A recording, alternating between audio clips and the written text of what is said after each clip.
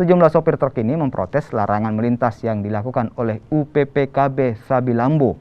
Menurut UPPKB, sesuai aturan Dirjen Perhubungan Darat, kendaraan truk 10 roda seharusnya memiliki jumlah muatan hanya 21 hingga 26 ton. Namun, sejumlah truk melebihi dari ketentuan sehingga dilarang melintas lantaran dapat merusak fasilitas jalan.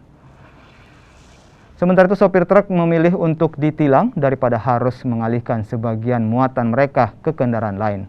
Sopir truk mengaku telah menginap 2 malam lantaran tidak diperbolehkan melintas. Aksi blokade jalan yang digelar oleh sejumlah sopir truk pengangkut ini juga mendapat protes dari sejumlah warga sekitar dan juga pengendara lain yang akan melintas. Ya, cuma dibatasi mobil ini cuma 4 ton. Wajar kah? Kalau kayak Puso begitu, Pak?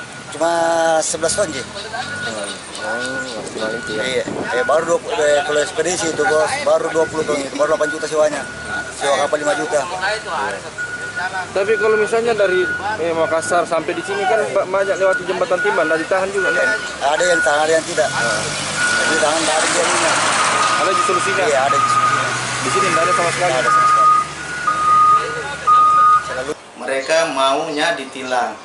Dan kalau ditilang tidak akan habis permasalahan. Yang ada itu akan berlanjut melebihi muatan. Dan itu kapan kita mau selesai odol? Dan ini pemerintah canangkan zero odol di tahun 2023.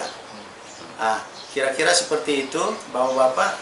Dan ini keluhan masyarakat, keluhan para supir, mereka tidak mau ditransfer muatannya dengan alasan biayanya nggak cukup, rongkosannya mereka kurang. Itu alasannya mereka. Dan kita tetap jalankan aturan sesuai yang sudah ditetapkan dari atasan kami, pimpinan kami. Dan itu terus-menerus kita lakukan.